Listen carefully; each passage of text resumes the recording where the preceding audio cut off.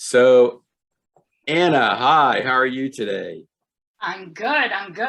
I'm sad I missed the first hour. I couldn't imagine a better speaker to follow after group of people. So that's amazing. I will watch the recording.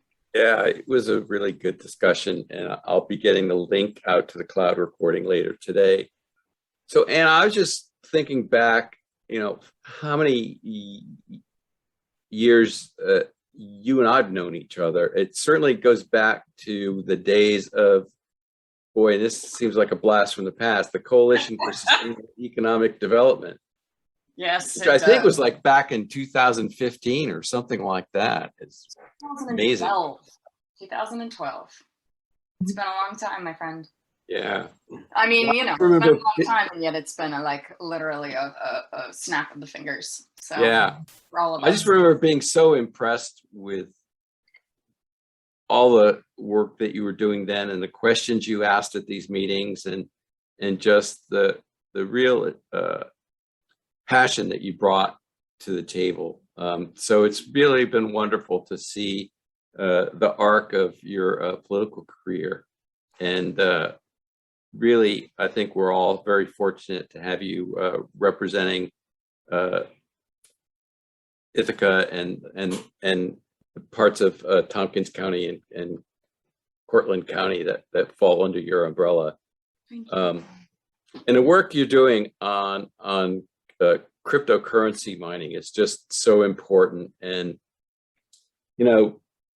listening in on the Zoom calls, just the way that you have mastered this topic, the details and the technical issues that come up are way above my pay level, that's for sure. But you have demonstrated such a facility with that, and I think it's just amazing to have somebody in the General Assembly who can move this issue forward the way that you have.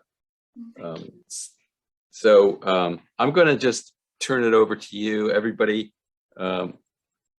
is, I think, aware of the issue around cryptocurrency, but maybe not some of the nuances. And I think that's where you can really help us out. I'd be honored. Absolutely. So thank you so much, Peter, and thank you for having me here. And it's so wonderful to see all your faces. I know you've been already sitting for an hour in a little tiny box, so if you want to like shake it out and stand up and do whatever you do, please, by all means, jump up and down, because this is not necessarily the easiest topic to understand.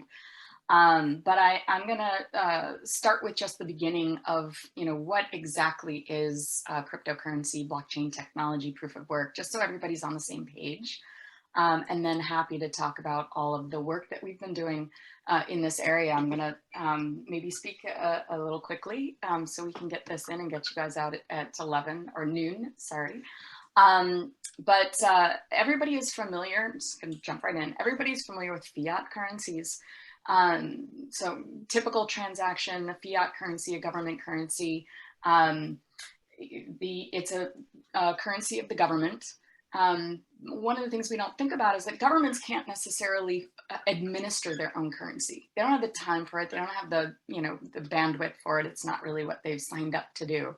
So in the United States, we contract out banks to administer the currency. We don't really think about it that way, but technically that's what we're doing.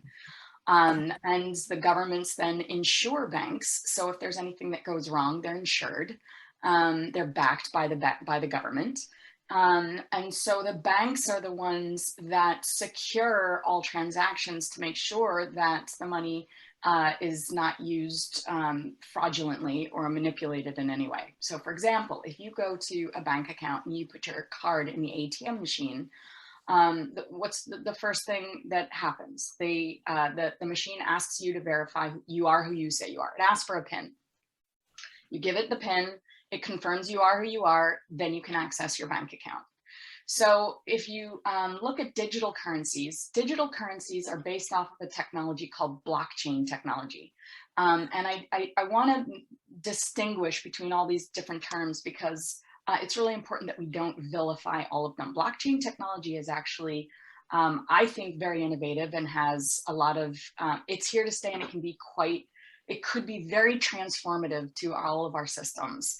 It is a system that by nature is decentralized and it is instantaneous. It is a tracking of transactions on a public ledger. And because it's decentralized, like popcorn, it can happen really quite quickly. So transactions can be transmitted very, very quickly. But those transactions can be anything. It could be the transfer of medical data. It could be the transfer of education data. It could be the transfer of information about digital exchanges. So what is blockchain technology? Blockchain technology, if you think about it, there's a block. Think about a black box, and you're putting information in that black box. And that black box, just like a car, you could have a ton of Honda Civics, but each Honda Civic needs to be able to be distinguished and needs to be able to be correlated with the owner of that Honda Civic. So each Honda Civic has a VIN number. We're all familiar with VIN numbers. It's very, very similar in blockchain. Every blockchain is assigned a hash. It's assigned a unique identifier so that we know that that information that is in that box is very specific to that box. And if any of the information changes, then the VIN number or the hash number changes. So let's talk about it in the context of digital currency. You've got a digital currency exchange, someone buying, someone selling, you know who the wallet is going to, you know where the wallet is coming from. All of that information is there. Now say there's a new transaction and some of that money changes hands again. That creates a new block. That new block, because it's new information, has a new hash number or new VIN number to assign to it. But in that hash is actually embedded a small code that says, this is where this money came from. This is where this information came from. And that's what creates a blockchain, because you have your block and you have that hash connects to the next block, a new hash connected to the previous hash. That's your blockchain. So if you can imagine, if any information changes in a block, any information at all, it changes the hash for that block.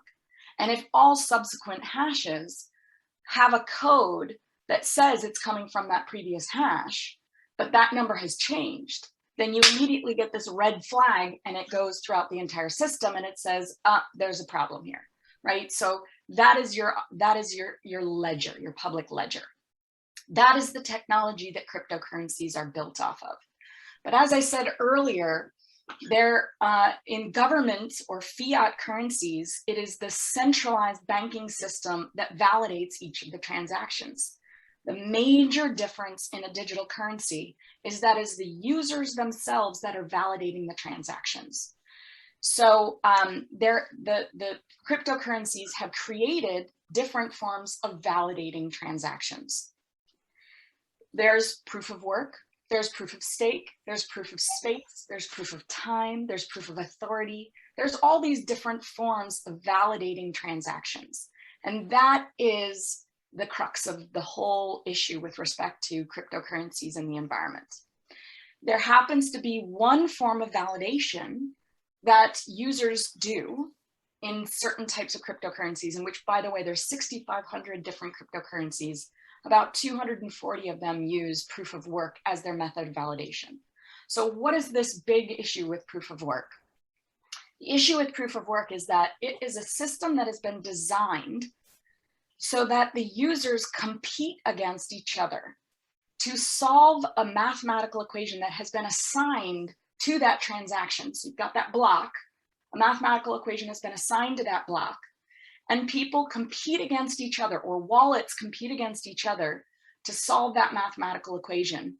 And whoever solves it first, that's why it's called proof of work, whoever solves it first validates the transaction and the system can continue.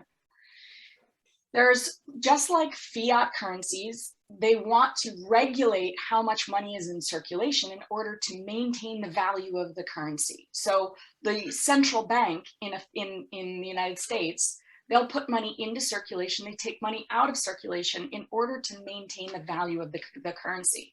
So how do you do that in digital currencies? They have partnered the process of validating transactions with the mechanism for introducing new currency into circulation. So in proof of work, for example, if you're the one who solved that mathematical equation, then you win currency for your effort.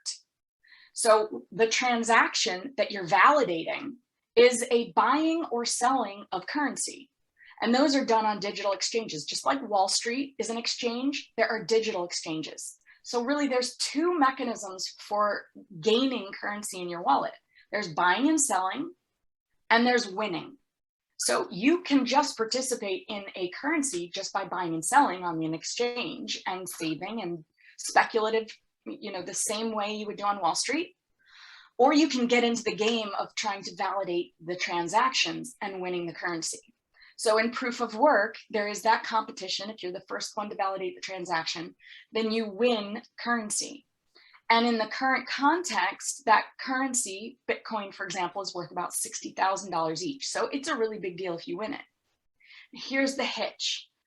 The mathematical equations have been designed so that they get more complicated over time, so that they can, again, maintain the value of the currency, because it gets harder and harder to win. Here's the second hitch, is that the mathematical equation has been designed such that there is no software that can be designed that would give you an edge over someone else to solve that mathematical equation. So if you can't use any software to give you an edge, then the only way that you could get an edge over me to solve that mathematical equation is by having more computers. So if you have two computers and I have one computer, then you're literally twice as likely to be able to solve that mathematical equation as I am. That is the key crux of why proof of work is so dangerous. Because what's happening is that a whole industry has arisen around the validation of proof of work cryptocurrency. Companies have formed where they literally buy as many computers as possible, put them in a warehouse, run them 24 hours a day, 365 days out of the year. And the more computers they have, the greater their chance of winning currency. They don't need a lot of workers. All they need is the cheapest energy possible. So a majority of these existed for Bitcoin, which is the largest one. Ethereum is the second largest one. The industry that has developed, they call cryptocurrency mining, because it's a digital mining where they're running computers that are trying to win these currencies. That's called cryptocurrency mining. A majority of it was in China, about 70% of it. But China recently has kicked cryptocurrency out of the country because it was using so much of their hydroelectric power that they wanted for other uses, that they could no longer have cryptocurrency mining happening in the country and be able to do the other things that they wanted to do. It has also been banned from Iran, from Turkey, from many other countries, because the use of energy for cryptocurrency mining was so extreme that it was causing blackouts and brownouts in those countries and using all of their electricity. So when we say how much electricity is cryptocurrency mining using, if you look at just the one cryptocurrency, which is the number one, which is Bitcoin, so I'll focus on that for a second. Bitcoin, if it were a country, uses more energy than most of the countries in the world. It's the 29th largest energy consumer in the world. People try and say it's just, these cryptocurrency mining centers, they're just data centers. They are not. This is not like anything we have ever seen before. If you take just Bitcoin alone uses more energy, but the Bitcoin mining facilities collectively use more energy than all other data centers on the planet. So take all other data centers for all of the other purposes. Bitcoin alone uses more energy than all of them. Bitcoin alone uses more energy than Google, Facebook, and Amazon combined, collectively. So if people try and say this is some, digital, it's this new tech, it's a new wave tech, and New York State, if we ban it or we put a moratorium, then we're anti-tech and we're anti-business. This is absolutely not true, because it is not like any other tech. It's not like anything we've ever seen. Now, here's the thing about New York State. New York State has cool temperatures, clean air, and some of the last fresh water on the planet. So when the Bitcoin mining companies were forced to leave China, where are they going to go? They're going to look for the cheapest energy, and they're going to look for the system that will cause them the least operating costs. New York State is one of the primary targets because not only do we have cheap hydroelectric in some places in New York State, we've got a ton of retired power plants not being used, but we also have tons of fresh water that can be pulled in for free to cool systems, because of course computers running 24 hours a day produce a tremendous amount of heat. And to maximize their efficiency, you need to make sure that you can cool the systems. So also we have that cheap free water. And lastly, we have clean air. Anybody who's run a computer for a really long time knows the greatest enemy of a computer is dust. And we have the cool temperatures and clean air here. So we have attracted a huge focus of the cryptocurrency mining companies here in the last year alone. So if you're looking for the cheapest energy possible, where would that be? Make your own energy, and thus Greenwich. First cryptocurrency mining company in the country to buy its own power plant. And of course, the power plants that they're interested in purchasing are the ones that are retired and cheap, right? And those are retired because we have been successful in improving the energy efficiency of our grid in New York State, more than many other states. That's why they're retired. Many of them are on old single cycle turbine technology.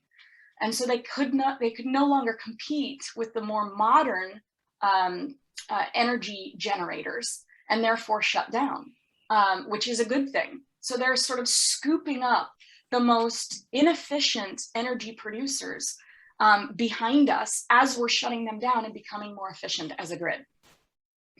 So what is the issue with Greenwich in particular? Greenwich, of course, pulls in about 130 million gallons of cool water a day, circulates it through the power plant, and it has a permit to release it into a Class C trout stream at up to 78 degrees temperature in the summer and up to 108 degrees temperature in the winter. And of course, the GHG emissions from this very inefficient power plant are of great concern. There's some evidence that it may be influencing the increase in HABs outbreaks at Seneca Lake, obviously also polluting the air, but also affecting the trout population in that area, which is of course a food source of the birds in the area and many of the mammals in the area. So there are many issues with this power plant. I'm going to say one other thing just as background. I mentioned earlier that proof of work is not the only form of validation. The second most common form of validation is proof of stake. And proof of stake uses about 0.5% of the energy that proof of work uses. I'm going to reiterate that. Proof of stake, another form of validation, does the same job. And in some scientific journal articles, it says actually more efficient and quicker, uses less than 1% the energy that proof of work uses because it is not a method of competition. The system is designed to randomly select the wallets themselves or the nodes or the accounts that will validate the transactions. It's a weighted selection, so the larger your wallet, the more likely you will be to be selected. But it is not a competition, therefore it does not use the amount of energy because it does not require miners.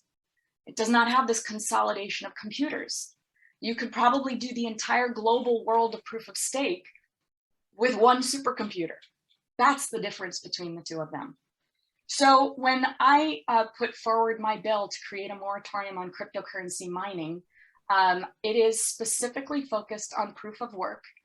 And in the negotiations, it has been narrowed in focus to only cryptocurrency mining operations using proof of work validation in power plants using fossil fuels. I can share my original intent, and what I'm hoping that we ultimately do is that we put a moratorium on cryptocurrency mining regardless of the energy source. So some people will say, Well, if it's on renewable energy, they just put tons of solar panels, then why should we care? Anybody who's on this call knows, of course, that there is opportunity costs. We are trying desperately to get all of our existing energy consumption as a state onto renewable. We have about 27% on renewable right now, but about 23 or 24% of that comes from hydroelectric. So we are far from what we need for the solar and wind. It is a tiny fraction of the renewable that we are using so far. So any system that goes on renewable, of course, that renewable is being used for a system that does not benefit the public versus renewable for our built infrastructure, for electrifying our grid, for our transportation. We know our built infrastructure, our housing and transportation, are two greatest energy needs in the state.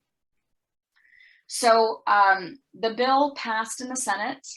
At the last minute, it was blocked by the electricians union in the Assembly. I have been working very hard to educate people in the state. We have made leaps and bounds in that. Actually, Thursday, so it's Friday, Wednesday of this week, I was able to convince a couple of the chairs in the Assembly that this is a really important issue, and they put together a legislative hearing, which is a really big deal. That is a bunch of legislators coming together and hearing testimonials from experts.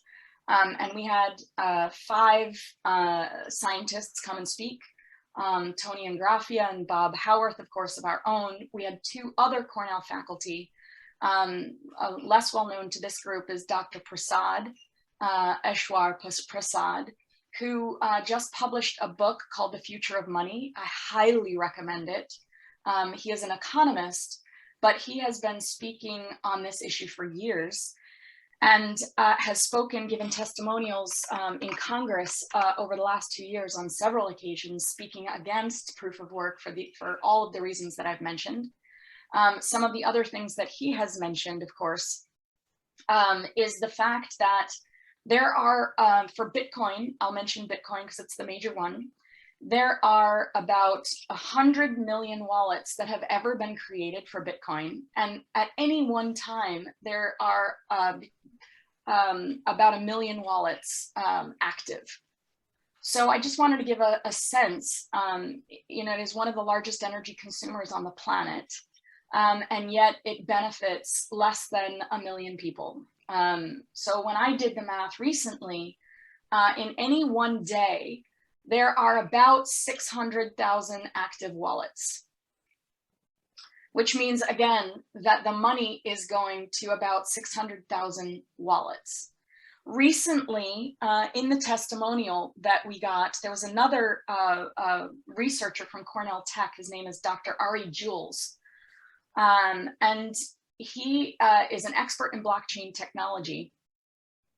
And he shared with us that proof of work, which he actually coined in a paper that he published in 1999, was never intended to be used the way that it is being used. It was always known to be very energy consumptive. It was never intended to be used to consolidate wealth. The thing about cryptocurrencies is they are thought to be democratic currencies. And personally, I think that they're here to stay, and I think that there's a place for them. As we all know, fiat currencies have pretty much been consolidated among the 0.1% of the world, and most people do not have access to them anymore. The idea of digital currencies is that in some ways, if done correctly, could be more democratic and more accessible to more people. So that is appealing to many people, and in particular, appealing to marginalized populations. And so we need to be very careful as environmentalists that we don't throw away the baby with the bathwater. That we specifically acknowledge that it is the proof of work method of validation that is the environmental concern, and that cryptocurrencies actually have a place, could have a place for creating equity that we have not seen for a very long time in the fiat currencies. So, you know, we need to be very, very careful in talking about this. He testified that proof of stake compared to proof of work uses a fraction of the amount of energy, but it was him that did the calculation that he shared with me, that each transaction for Bitcoin produces the greenhouse gases equivalent to what is produced with 90 gallons of gasoline. That's every transaction. And there are about 36 million transactions that happen every single day. So multiply 36 million transactions. And that gives you a sense of how much GHGs are being released from Bitcoin per day because of the transactions that are happening. I'm sorry, let me rephrase that. There are about 350,000 transactions happening a day, producing the amount of GHG emissions for about 36 million gallons of gasoline a day. So the equivalent of GHG emissions of 36 million gallons of gasoline every day is what is being released because of Bitcoin every single day. So where are we now in this process? As I said, we have just had this hearing.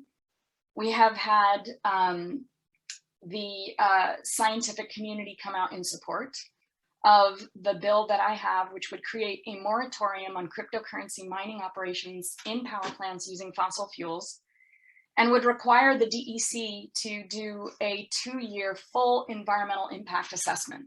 And my inspiration for this bill, by the way, for anyone who's here who was in the fracking fight, I want to thank you all, because that was the inspiration for me drafting this bill. You know, I thought about what you all had done. I was, you know, a part of that in the tail end, but was out of the country actually in the beginning. But you created, of course, the moratorium and required the full environmental impact assessment. And I couldn't convince people to ban it outright, even though the data globally is profound and scary.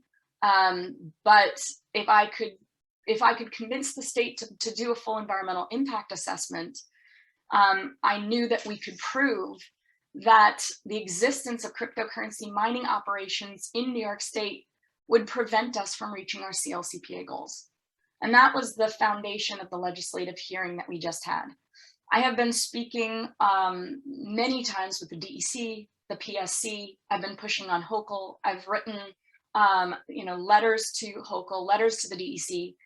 And last spring, this past spring, was the first sort of good note that has led to what I think are a series of positive responses from the state.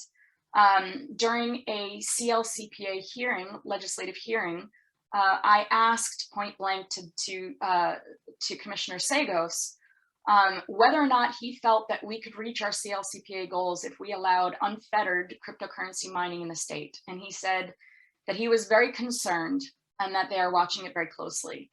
And that might not sound like a lot, but that was the most blatant statement that he had given to date on the issue. He had been intentionally very quiet during the Cuomo administration, which, by the way, Greenwich got a significant Empire State Development grant to extend a natural gas pipeline to their facility in order to be able to bring that facility back online.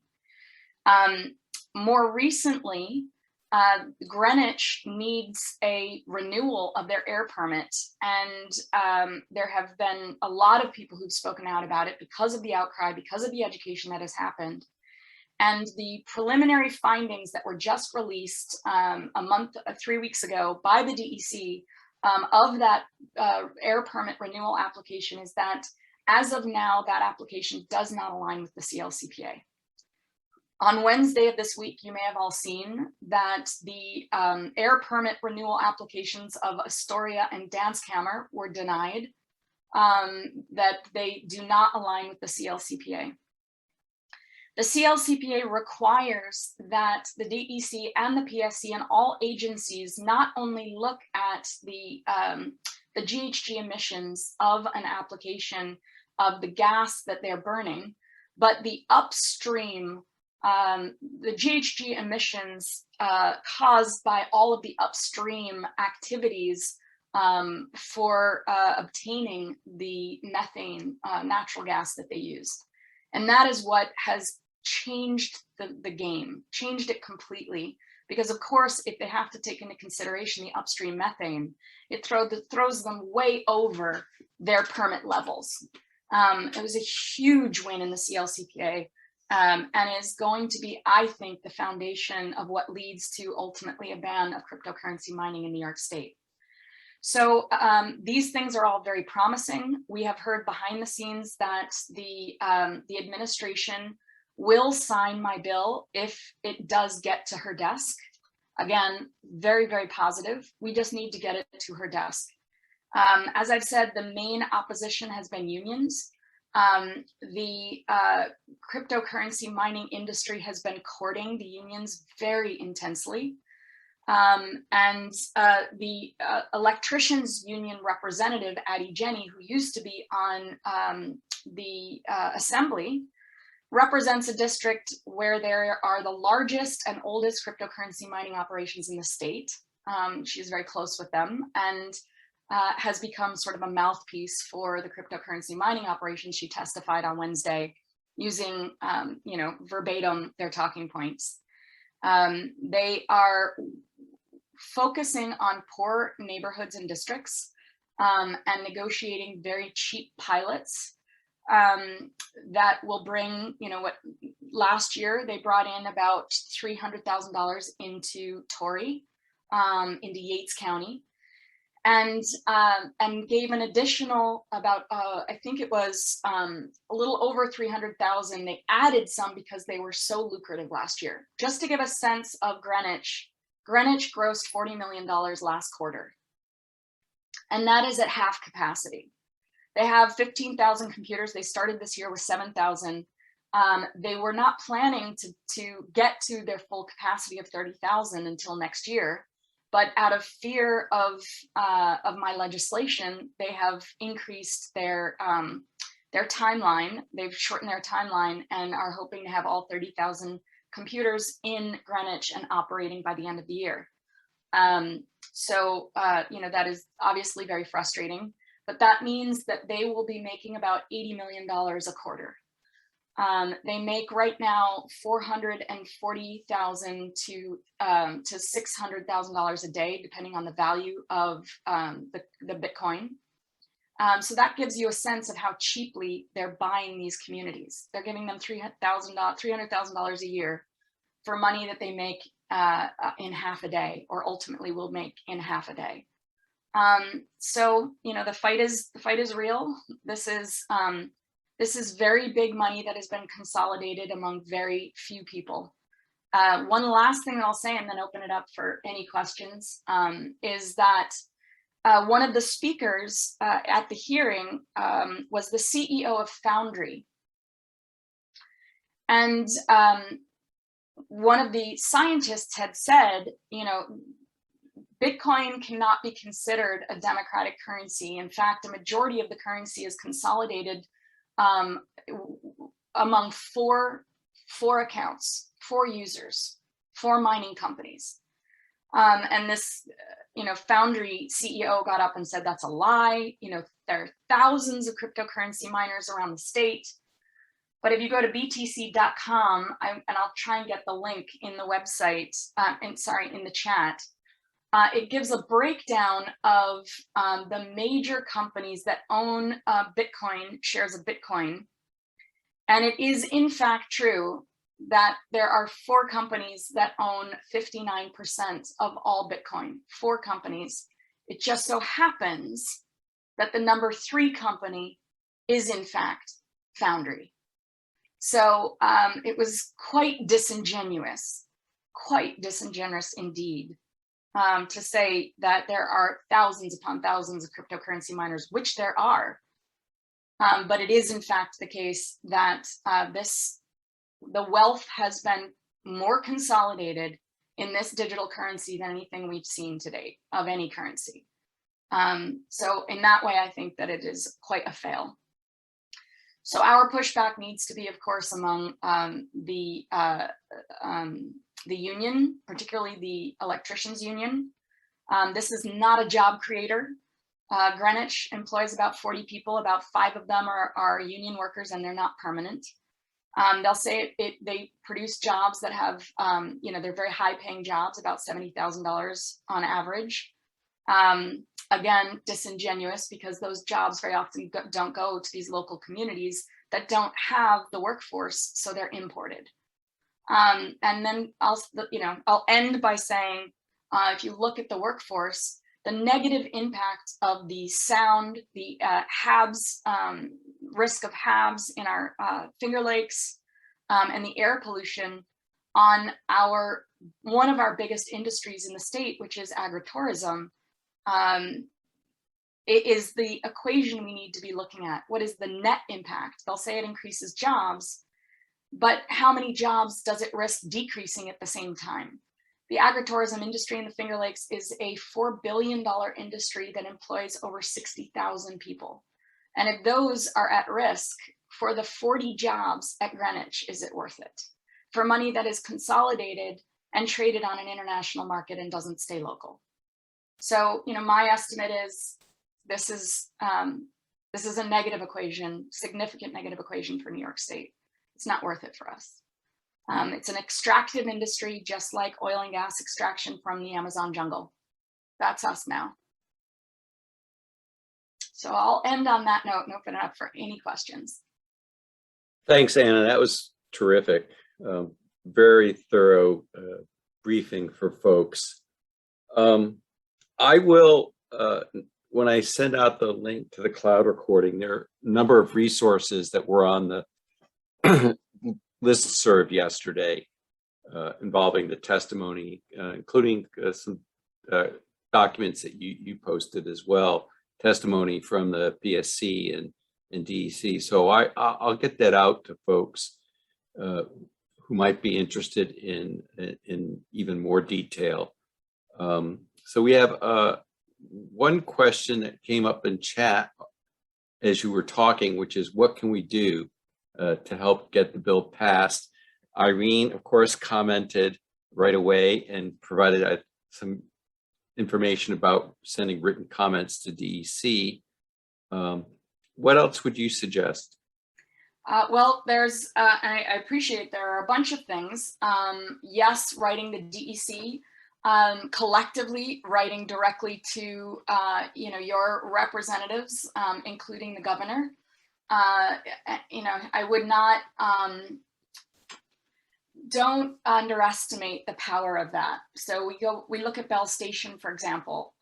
Yes, I, was harassing and calling the governor and staff and DEC and PSC, worked with Pam to write a letter, contacted leadership, but none of that would have worked had there not been a daily deluge of emails coming from the community. They got over 4,500 emails from you all, urging the state to stop the auction of Bell Station.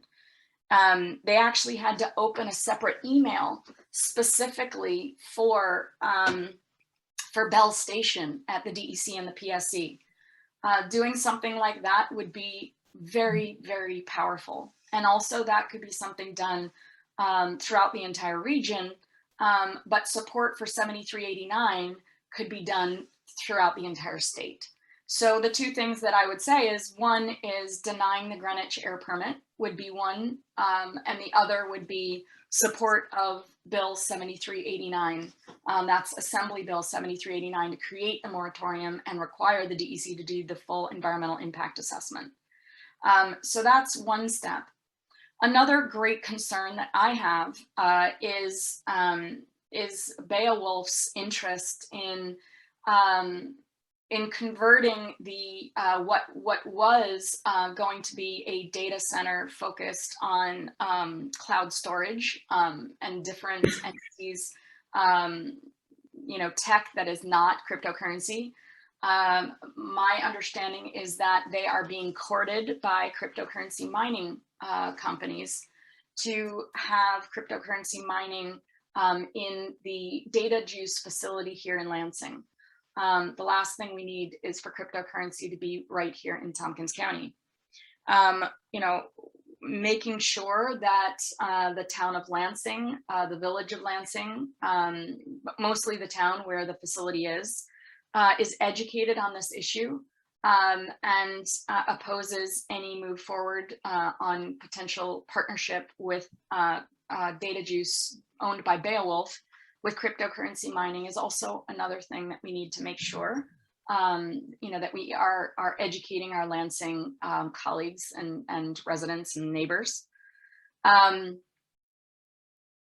trying to think of other direct actions that can be taken. I would say those are the central ones right now that I can think of off the top of my head. There's also, just so people are aware and watching, there is a facility, a retired power plant in North Tonawanda called Fortistar, and a Canadian Bitcoin mining company, DigiHost, it has put in an application to the PSC. If it's approved, they will have the certificate to purchase the Fortistar facility and turn that into a cryptocurrency mining operation. So keep your eye on that. The public comment period has ended.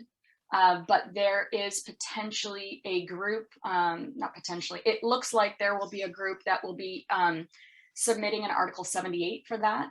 Once that is submitted, supporting that, I think, is also really important. So those are the things off the top of my head. Great, thanks. Rachel, you have a question. Yeah, so thank you for everything. It was a lot to go over and I really appreciate it, hearing about it. So one thing that kind of confuses me is that I don't really understand what the value added by like solving these equations are. Like, you know, for other sorts of occupations, a painter, you pay them to paint your house. Like there's some sort of value added by in the reason why we're giving them money. And I mean, I understand they're solving these equations, but like, I guess like why are they getting so much money for this? And how is this benefiting society? I get that cryptocurrency is supposed to be this democratic thing that it in itself could benefit society depending on how it's used, but like specifically giving money for solving these equations, I don't really understand. Yeah, so that's a great question. In cryptocurrencies, transactions need to be validated in order for the currency to be secure. That actually is valid and that is important. The proof of work method was the first one that was created in 2009. And if you think about it, in 2009, basically what they were saying is, hey, everyone around the world, you know, and it used to be able to, that anyone on their laptop could just leave a, you know, leave their computer crunching numbers overnight, go to bed, wake up, potentially win some currency. You know, at the time when it first launched, it was, you know, worth pennies, right? And basically, so the system was saying, you know, for your effort, for your work, for giving us the space on your computer and running this, you know, this algorithm on your computer, we're going to give you a couple pennies. You can go buy yourself some pizza, right? So if you think about it that way, people are being paid for their work. That's why it's called proof of work.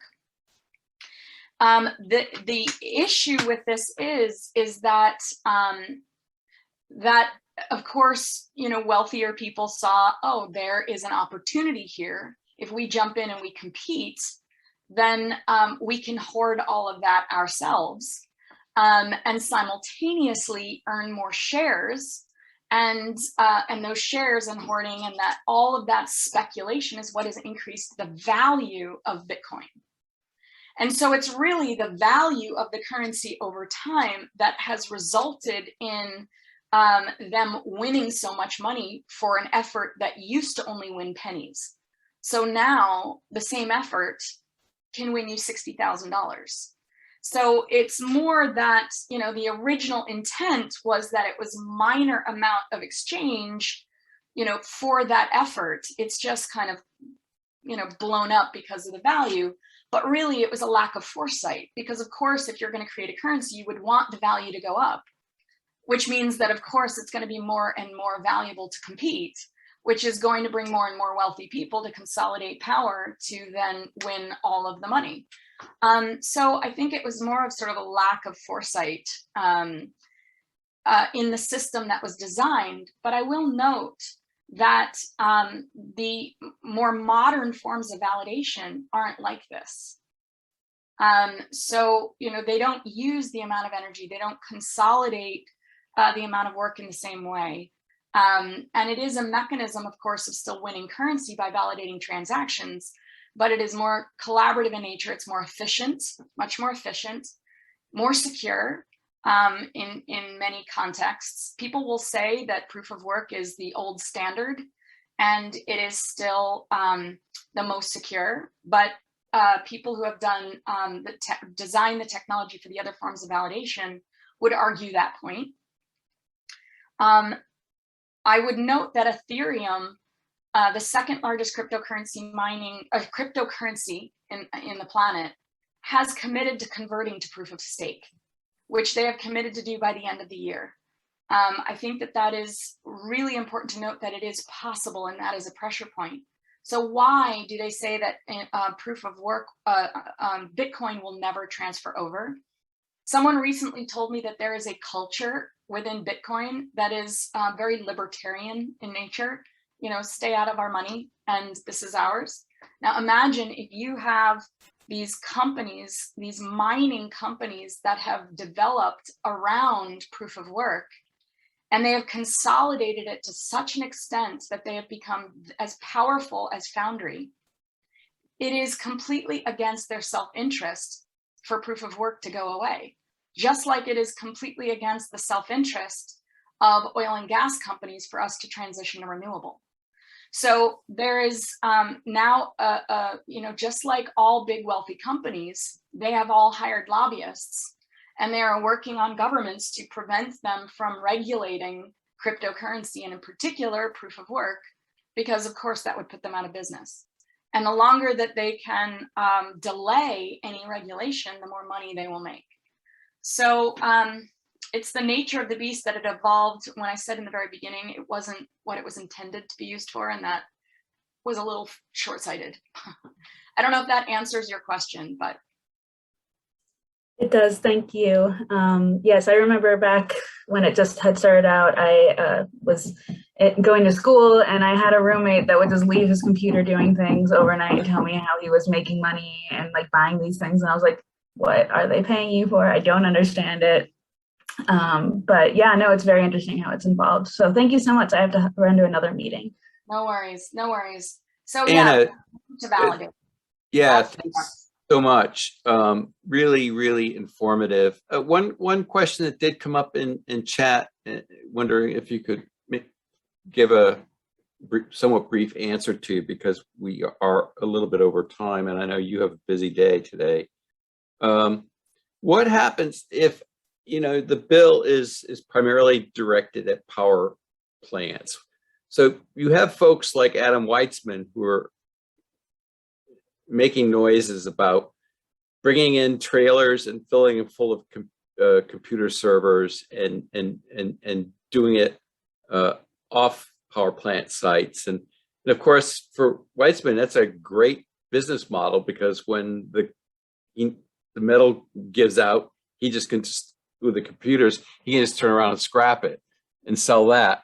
But which says something too, the issue of electronic waste that's involved in all of this, not just the energy that gets millions and millions and millions of tons of electronic waste, by the way, exponential electronic waste because of this industry. So I think the question that in chat was, how can that be stopped? Well, so because of politics, my bill has been narrowed to power plants. However, the environmental impact assessment has not. So the environmental impact assessment would evaluate cryptocurrency mining in general and its impact on our ability to reach the CLCPA goals. And that's the silver lining, the blessing of the bill. But the other thing is that we don't have to wait for my bill to pass and be signed.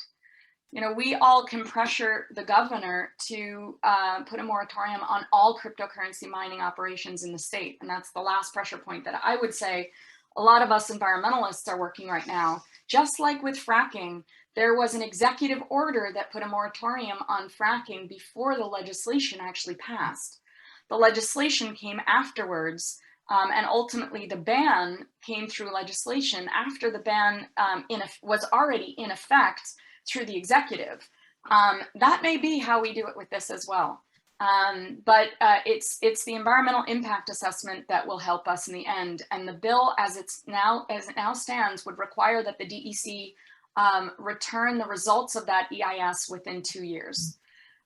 So honestly, I think that's too long a wait. I think the pressure needs to be on the governor to do the moratorium now, so that the operations aren't happening. She can do a moratorium on all cryptocurrency mining. She does not need to restrain it just to what the bill does, which is only in power plants. And that would be my ideal. It should be on all cryptocurrency mining. That would have been my dream for this, but that's my sort of short answer. Pressure the governor. Yeah, I think that's a really important point, that this can be done through executive action as well as legislative bills that get passed in General Assembly and the State Senate. So something for everybody to keep in mind. As I said, I will include information along with what's in the chat when I send out the email to everyone with the recording link later today. I wanted to thank you very much for taking the time today and really appreciate your being with us. I also want to thank your Chief of Staff, Stacy, for working with me to arrange this. She's terrific. She's amazing, right? Yeah. So it's really been a pleasure working with your office on this, and I'm sure we're going to hear more about this down the line. So we'll be talking about this again at TICB, and doing what we can to make sure that this comes out on the right side. So again, thanks very much to you and to everybody for your participation today and all your good questions. Everybody have a good weekend, and take care and stay safe. Bye for now. Take care, everyone. So good to see you. Bye.